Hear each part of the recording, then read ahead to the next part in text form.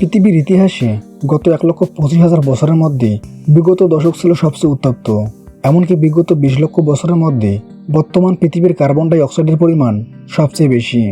বিশ্বের তাপমাত্রা এত দ্রুত বেড়ে চলেছে যে চলতি শতাব্দীর শেষের দিকে পৃথিবীর বেশ কিছু জায়গা সম্পূর্ণ বসবাসের অযোগ্য হয়ে পড়বে। বৈশ্বিক উষ্ণায়ন এবং জলবায়ু পরিবর্তনের সেই প্রভাব বাংলাদেশও বেশ ভালোভাবে পড়েছে।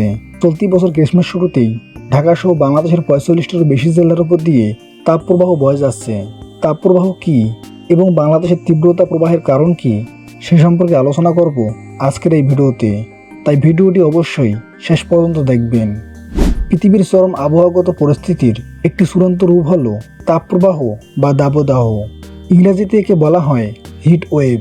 আবহাওয়া ও জলবায়ু নিয়ে কাজ করা বিভিন্ন প্রতিষ্ঠান তাপপ্রবাহকে নানাভাবে সংজ্ঞায়িত করেছেন। তাপপ্রবাহের সাধারণ সংখ্যা হল কোনো অঞ্চলে বাতাসের তাপমাত্রা যদি অতি বৃদ্ধি পায় এবং সেই সাথে আর্দ্রতা বেড়ে যায় তবে তাকে তাপপ্রবাহ বলে। তবে শুধু গরম বৃদ্ধি পাওয়াকেই তাপপ্রবাহ বলে না। গরমের অস্বাভাবিক অস্থায়িত্বকে বোঝাতেও তাপপ্রবাহ শব্দটি ব্যবহার করা হয়। একটি তাপপ্রবাহ 3 দিন থেকে কয়েক মাস পর্যন্ত স্থায়ী হতে পারে। সাধারণত একটি শতাব্দীতে মাত্র কয়েকবার তাপপ্রবাহ দেখা যায়। জলবায়ু পরিবর্তনের কারণে 1950 সালের পর থেকে তাপপ্রবাহ বেড়েই চলেছে, আর বর্তমানে তাপপ্রবাহ পৃথিবীর জলবায়ুর একটি নিয়মিত বিষয়ে পরিণত হয়েছে। ফলে বৈশ্বিক তাপপ্রবাহে পৃথিবী জুড়ে নিয়মিত ফসলের ব্যাপক ক্ষতি হচ্ছে এবং খরাপ্রবণ অঞ্চলগুলোতে তাপপ্রবাহের সময় দাবানল সৃষ্টি হবার মতো ঘটনাও ঘটছে। বিশ্বের এক এক দেশের আবহাওয়া ও গড় তাপমাত্রা অনুযায়ী তাপপ্রবাহের মাত্রা ভিন্ন ভিন্ন হয়। বাংলাদেশের সাধারণ কোনো স্থানের তাপমাত্রা 36 ডিগ্রি সেলসিয়াসের বেশি হলে সেখানে হিট অ্যালার্ট বা সতর্কতা জারি করা হয়।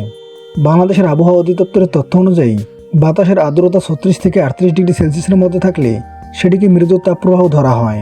এছাড়া তাপমাত্রা 38 থেকে 40 ডিগ্রি সেলসিয়াসের মধ্যে হলে মাঝারি তাপপ্রবাহ এবং 40 থেকে 42 ডিগ্রি সেলসিয়াসের মধ্যে হলে সেটিকে তীব্র তাপপ্রবাহ বলা হয়। আর তাপমাত্রা যদি 42 ডিগ্রি সেলসিয়াসের উপরে ওঠে তখন তাকে বলা হয় অতি তীব্র তাপপ্রবাহ। যশোর, চুয়াডাঙ্গা এবং পাবনা জেলায় ইতিমধ্যে 42 ডিগ্রি সেলসিয়াসের উপরে তাপমাত্রা উঠে যাওয়ায় এসব অঞ্চলে অতি তীব্র তাপপ্রবাহ তৈরি হয়েছে। এর বাইরে বাংলাদেশের বিস্তৃত অঞ্চল জুড়ে তীব্র তাপপ্রবাহ সৃষ্টি হয়েছে। আবহাওয়াবিদদের মাধ্যমে জানা যায় বাংলাদেশে এপ্রিল হচ্ছে সবচেয়ে গরম মাস, কারণ এপ্রিল মাসে বাংলাদেশে সূর্য সবচেয়ে কাছাকাছি থাকে। সে কারণে এই সময় বাংলাদেশে সবচেয়ে বেশি সূর্যকিরণ পায়। বাংলাদেশের প্রতি বছরেই এপ্রিল মাসে সাধারণত 2-3টি মৃদু থেকে মাঝারি তাপপ্রবাহ এবং 1 থেকে 2টি তীব্র তাপপ্রবাহ বয়ে যায়। কিন্তু চলতি বছরের এপ্রিল মাসের মাঝামাঝি পর্যন্ত টানা 3বার হিট অ্যালার্ট জারি করা হয়েছে। এপ্রিল মাসে সারা দেশের গড় তাপমাত্রা থাকে 36 ডিগ্রি সেলসিয়াস, কিন্তু এবছর সেই তাপমাত্রা বৃদ্ধি পেয়ে হয়েছে 38 ডিগ্রি সেলসিয়াস। আবহাওয়াবিদরা বলেছেন এবছরের তাপপ্রবাহ অতীতের যে কোনো সময়কে ছাড়িয়ে যেতে পারে। সামনে তাপমাত্রা আরও বাড়ারও আশঙ্কা রয়েছে। গড় তাপমাত্রা বাড়লে 2024 সাল বাংলাদেশের উষ্ণতম বছরও হতে পারে। এর আগেও 2023 সালকেও বাংলাদেশের উষ্ণতম বছর হিসাবে ঘোষণা করা হয়েছিল, কারণ গত বছর একটানা 3 সপ্তাহ তাপপ্রবাহ স্থায়ী ছিল। চলতি বছর হয়তো সেই পরিস্থিতিকেও ছাড়িয়ে যেতে পারে। তার মানে এখন থেকে প্রতি বছর অতীতের তাপমাত্রা রেকর্ড ছাড়িয়ে যাবার সম্ভাবনা রয়েছে। আবহাওয়াবিদরা বলেছেন পর্যাপ্ত পরিমাণে বৃষ্টিপাত না হওয়ার কারণে বাংলাদেশে এবছরের এপ্রিল মাসে গড় তাপমাত্রা বেড়ে গেছে। শুধু তাই নয়, কাছাকাছি সময়ের মধ্যে বড় ধরনের বৃষ্টিপাতের সম্ভাবনাও খুব একটা দেখা যাচ্ছে না। মূলত বঙ্গোপসাগর থেকে মৌসুমী বায়ু না আসায় বৃষ্টিপাত হচ্ছে না বলে জানিয়েছেন আবহাওয়া অধিদপ্তর। এমনকি ভারী বৃষ্টিপাতের জন্য জুন মাস পর্যন্ত অপেক্ষা করতে হতে পারে।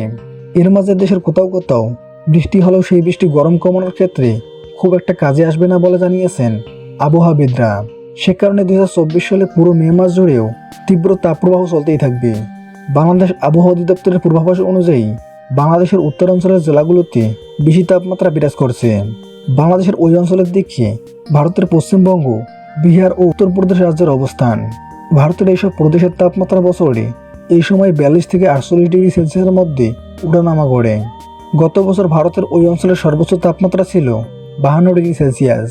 তাই ওখানকার গরম বাতাস চুয়াডাঙ্গা, যশোর, কুষ্টিয়া, রাজশাহী হয়ে বাংলাদেশের অভ্যন্তরে প্রবেশ করে আমাদের তাপমাত্রাকে উত্তপ্ত করে দিচ্ছে। এই আন্তঃমহাদেশীয় বাতাসের চলাচল এবং স্থানীয় পর্যায়ে তাপমাত্রার অধিক বৃদ্ধির কারণে চলতি বছর দেশব্যাপী তাপপ্রবাহ আরও দীর্ঘায়িত হতে পারে।